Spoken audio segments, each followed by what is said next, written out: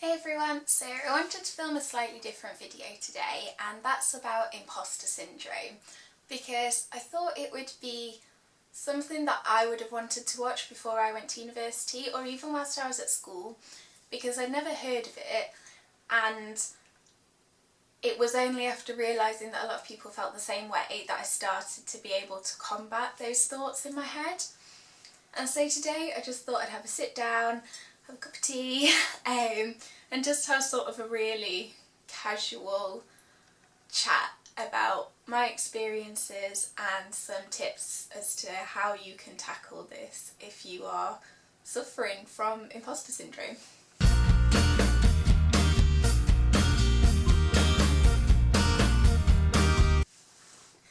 So I guess the first thing is, what exactly is imposter syndrome?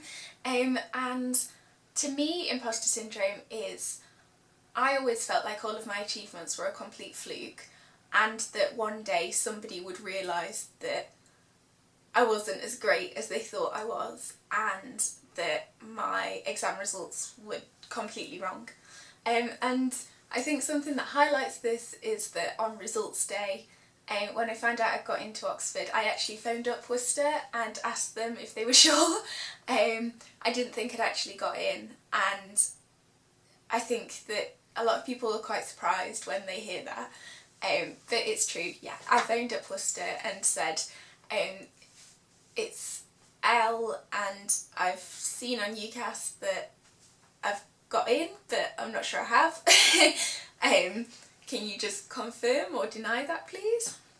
And obviously they said, of course you've got in, UCAS isn't wrong.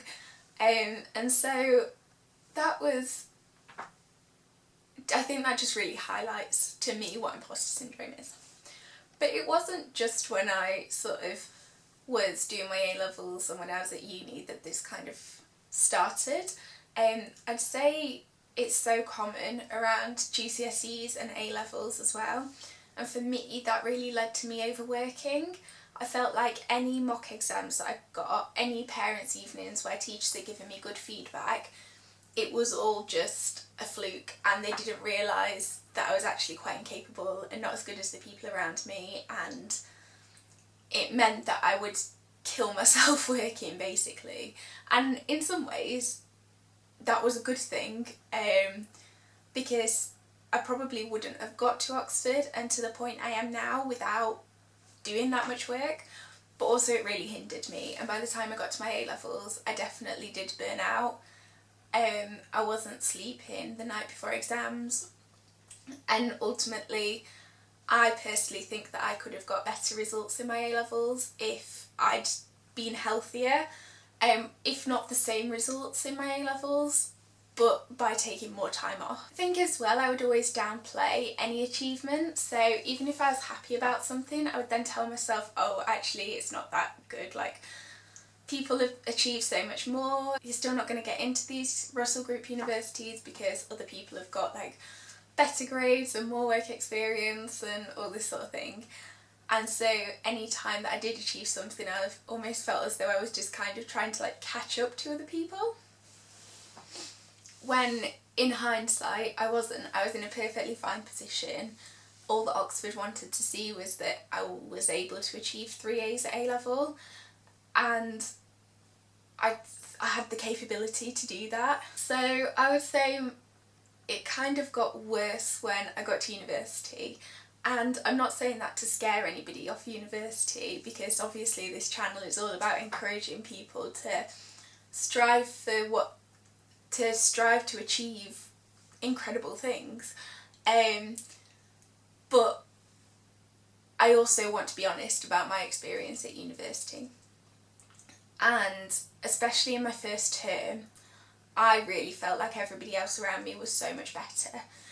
And I think that's one of the things about going to somewhere like Oxford, because you're used to being, for me, like I was used to being in my state school, like comprehensive, and there was some like brilliant people there and people were so talented, don't get me wrong, but like I was top of my class pretty much consistently because I was doing subjects that I enjoyed, I was good at, I worked hard, and there were other people who weren't as academic, didn't work that hard, and so in terms of comparing yourself, even though I still thought that I wasn't as good as the people around me, you get to somewhere like Oxford and everybody there was in the top of their class. And so you just feel, well, I just felt like I was an imposter, like I shouldn't be here, and it was only a matter of time before my tutors realised that, yeah, this girl from Sheffield can't hack it. And I actually said that to my tutor. I got to a point in the year where I had a couple of meetings with my tutors because I felt like I was just not doing very well and not capable of being there.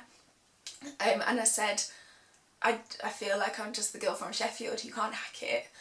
And my tutor laughed at me. In fact, at the end of my very first tutorial in Oxford, I left the room and I went back to my room and I burst into tears. And then I turned around and I went back to the room that my tutor was in. And I walked in and I just said, can I have a chat with you? Because I feel like in that tutorial, everybody else had these incredible ideas and I didn't. And if you don't think that I'm capable of being here, please let me know now, because this is the first week and I may as well transfer now. And my tutor did laugh at me and she was like, you actually had some really good ideas and I thought that your ideas were some of the best in that tutorial and it would be great if you just spoke a bit more. And so I think that's the first thing that I would definitely advise if you are struggling with something like this, is to talk to people, because other people's perceptions of you are completely different to what you think.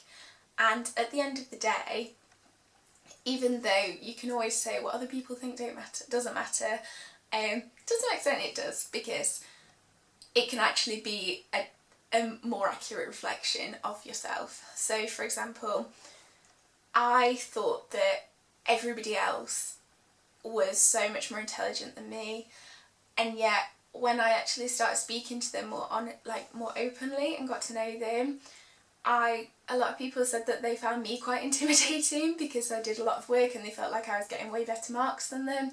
And that was so strange to me because I told myself the complete opposite the whole time. And I think just being open and talking to people about how you feel, and I started to do my work with other law students so that we could all kind of check each other, if that makes sense. Make sure each other was doing okay, making sure each other left the library at a sensible time.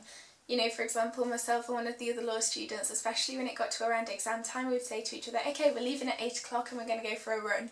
And we did.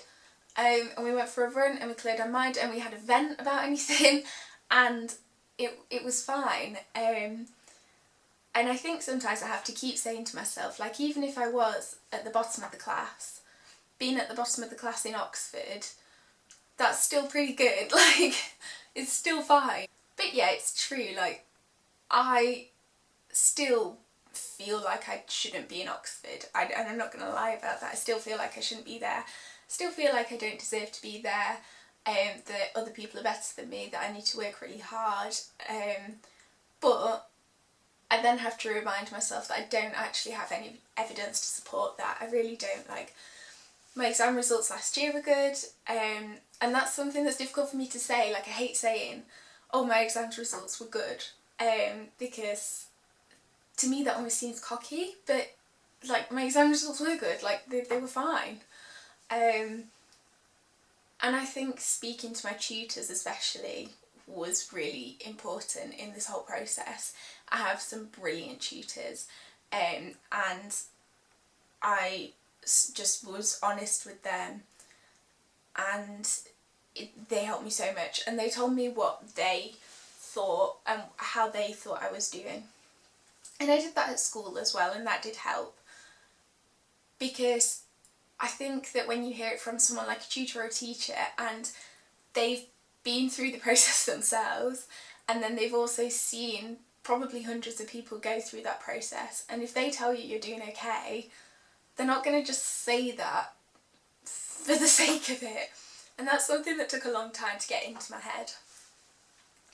But also, speaking to your tutors or your teachers about how you're feeling can also be really helpful, because then they'll probably adapt the feedback they give you to make sure that anything they say is in a more positive light.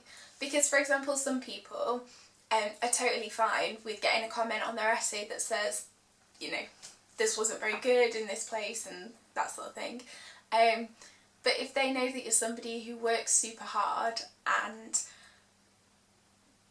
will take those things to kind of just confirm their worst fears, they'll obviously still give you the feedback to help you improve, but they'll probably just word it differently, and small things like that can really help. I think overall the biggest aim of this video was just to show people that it's okay to feel like that, and a lot of people feel like that. I know so many people at uni who do, and it's not great to feel like that, and sometimes it can feel really rubbish, but I think knowing that you're not alone in feeling like that and realising that it is okay to talk to people about it is something that I have to remind myself a lot, and something that I wish somebody had kind of told me a few years ago. And so I'm hoping that if there are any sort of 15, 16-year-old Elle's out there, that this video kind of rings to home and is in some way helpful. If you want to have a chat about it, just comment down below, talk to me on Instagram, because sometimes you might not feel as though you have somebody to go and talk to about it. I know this video was a bit rambly, which is fine, it's kind of what I expected this video to be like, but yeah, I hope it was useful in some way, and I'll be back soon with some more like structured content that probably is more directly useful, but I just wanted to make sure that I was honest about how I felt at university and A-level, because one of the most harmful things I think I could do is to say everything's perfect and I found university a breeze and I really enjoyed it and I love my A-levels, because that's just not being honest. And for me it was quite often like the lack of honesty in different university prospectuses and open days and everything that led me to think that I was alone and I was strange for feeling this way, and so I just want to share how I feel and how I have been feeling. But overall I'm doing much better now, I really am, and so I hope that I can help some of you to not feel quite so alone and to realise that this is all in your head and it is an actual thing, and a lot of people feel the same way. So check yourself basically, and don't just listen to what your brain is telling you, because quite often it's wrong. So I'll see you all soon, and if you are starting your A-levels or university before my next video, then best of luck. Like honestly, you can have the best time, you really can, and I hope just look after yourself, work hard but not too hard, and get a right balance and you'll be fine. I'll see you soon. Bye.